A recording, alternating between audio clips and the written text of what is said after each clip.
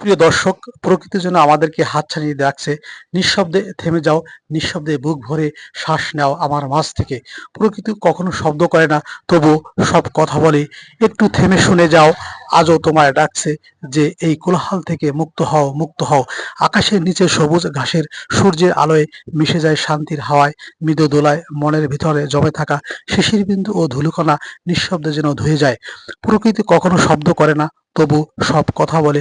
ফুলের সুবাসে, নদীর স্রোতে, আকাশের রঙে আমরা শুধু চাতক পাখির মতো তাকিয়ে থাকি, কিন্তু শুনতেও ভুলে যাই তার নীরব ভাষা। এই মাটির গন্ধ, এই সবুজের ছায়া, সব যেন জীবনের প্রকৃত সংজ্ঞা। সুপ্রিয় দর্শক, মানুষের তৈরি দালান নয়, প্রকৃতি শেখায় কিভাবে শান্ত হতে হয়, কিভাবে ভালোবাসতে হয় নিঃস্বার্থভাবে। একবার চোখ বন্ধ করে আমরা শুনতে পাই পাতার মর্মর ধ্বনি, আমাদেরকে বলবে তুমি আমারই অংশ, আমারই রং।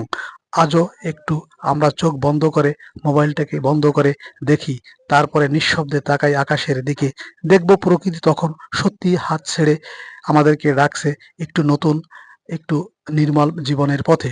সুপ্রিয় দর্শক, এই প্রকৃতির মাঝেই আমরা খুঁজে পাই আমাদের জীবনের নীড় এবং আমাদের জীবনের খুব একটি সুন্দর নির্মল প্রকৃত আবহাওয়া, যা আমাদের জীবনে একান্ত কাম্য।